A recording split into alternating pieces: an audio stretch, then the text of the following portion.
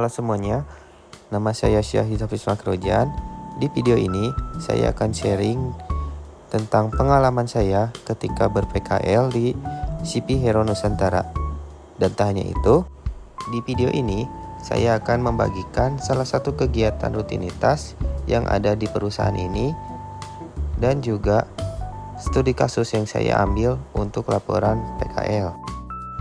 Rutinitas ketika kita sudah sampai di tempat PKL, kita bisa melewati jalur samping maupun jalur utama untuk memasuki area perusahaan, tergantung dengan kondisi sudah buka atau tidaknya toko. Nah, ketika kita sudah memasuki area perusahaan, kita biasanya melakukan absensi dengan menggunakan Face ID. Cara kerja Face ID ini yaitu dia bisa mendata secara otomatis dan data tersebut dikirimkan kepada pembimbing perusahaan.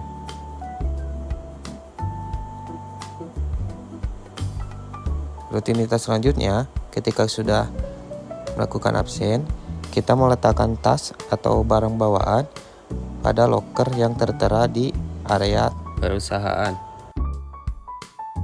Salah satu rutinitas selanjutnya, perusahaan ini biasanya melakukan briefing yang dihadiri oleh anak-anak PKL, anak magang, karyawan, serta staf yang ada di perusahaan tersebut. Briefing ini biasanya membahas tentang pembagian job desk atau acara yang akan datang. Contohnya, acara gathering perusahaan. Maka akan diinformasikan untuk kedepannya akan seperti apa. Dan inilah suasana lantai 3 yang dimana biasanya di lantai 3 ini dihadiri oleh beberapa divisi, yaitu divisi QC, maksimalan, dan juga adaptor. Di video, saya sedang melakukan maksimalan. Maksimalan yang dimaksud yaitu kita melakukan servis maupun ganti spare part dengan spare part yang baru ataupun dengan spare part laptop lain. Istilah lainnya yaitu kanibalan. Maksimalan ini dilakukan guna untuk meningkatkan kinerja laptop agar sesuai standar perusahaan dan layak untuk dijual belikan maupun disewakan.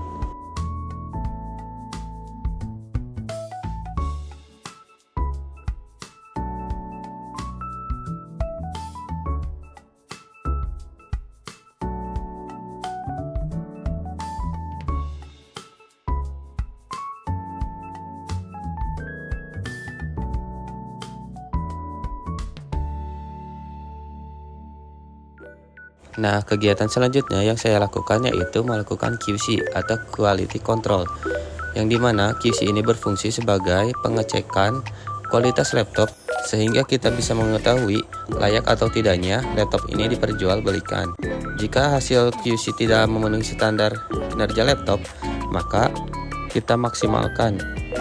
Sebaliknya, jika hasil QC memenuhi standar, maka laptop tersebut layak diperjualbelikan maupun disewakan. Nah, selanjutnya saya akan menampilkan studi kasus yang saya buat, yaitu mengenai klien yang ingin servis dengan keluhan keyboard error dan juga baterai trouble.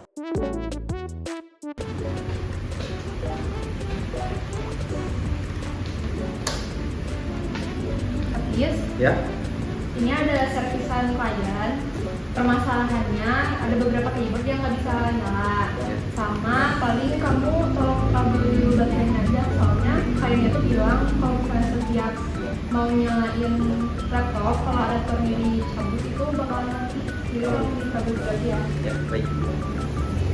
QC dulu ya. Iya. Nah, karena tadi keluhannya itu keyboard error dan juga baterai yang trouble, maka kita coba cek dulu dengan menghidupkan tombol power, dan ternyata tidak nyala. Lalu kita coba cek menggunakan adaptor yang terhubung dengan listrik.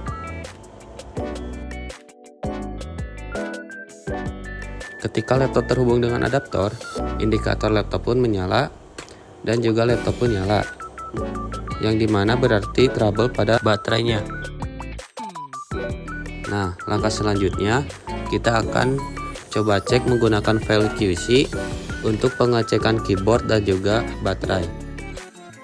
Untuk melakukan QC keyboard dan juga pengecekan baterai, tentu saja kita memerlukan yang namanya file QC keyboard dan juga file QC baterai. Sebelum mengakses file QC, tentu perusahaan ini memiliki standar, yaitu pertama kita masukkan dulu flash disknya, lalu matikan Windows Security terlebih dahulu agar file QC dapat diakses. Nah, jika kita belum mematikan Windows Security-nya, maka file QC tidak akan bisa diakses seperti ini. Maka dari itu kita matikan dulu untuk real time protection-nya. Ketika kita sudah mematikannya, otomatis file QC tersebut dapat diakses seperti ini. Dan ini saya sedang melakukan QC pada keyboard. Dan terlihat bahwa tombol F1 tidak berfungsi.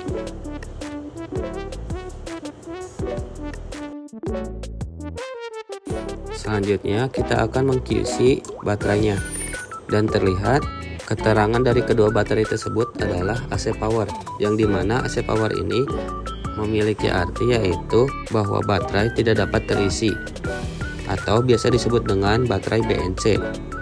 Baterai BNC yaitu baterai no charging.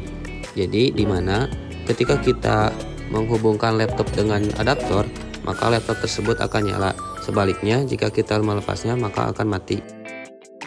Karena kita sudah mengetahui trouble-nya ada di mana, maka kita di sini mencoba untuk mengganti spare part keyboard. Caranya kita dorong frame keyboard ke arah atas untuk memudahkan ketika membuka baut atau melonggarkan baut. Nah, pada keyboard laptop T460S ini terdapat 6 buah baut, yaitu sebelah kiri 3 dan sebelah kanan 3.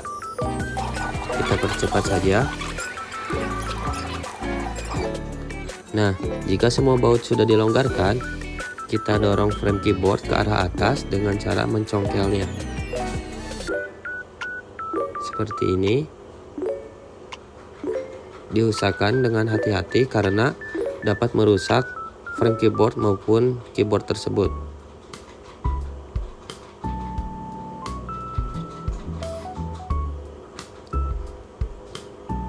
Di dalam keyboard ini terdapat dua fleksibel.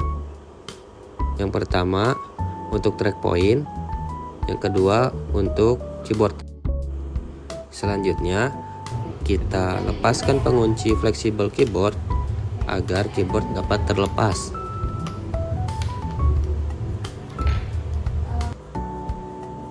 Seperti ini. Jika sudah, kita ganti dengan spare part yang baru.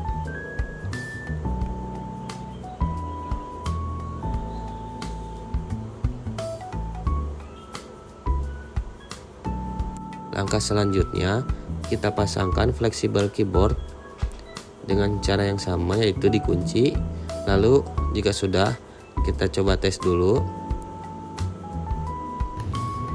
dengan menggunakan file tes QC, dan hasilnya keyboard berjalan dengan baik.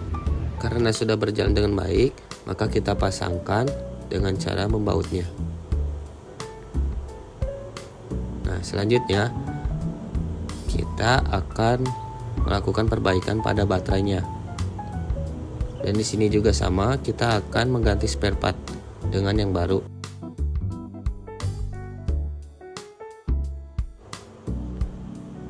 Ketika sudah ganti yang baru, kita kencangkan lagi bautnya dengan menggunakan obeng.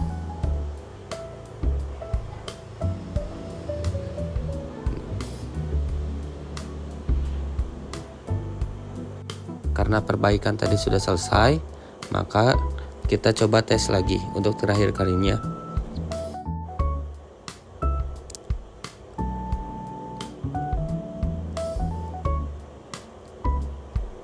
Dan bisa dilihat untuk keyboard semua berjalan dengan baik. Selanjutnya kita coba tes untuk baterainya. Dan di sini keterangan AC powernya sudah hilang. Dan untuk baterai weight health-nya atau BWL-nya sudah memenuhi standar. Sekian video studi kasus yang saya dapat tampilkan. Selanjutnya, saya menampilkan rutinitas ketika akan pulang. Yang sudah pasti kita akan mengambil tas atau barang kita masing-masing.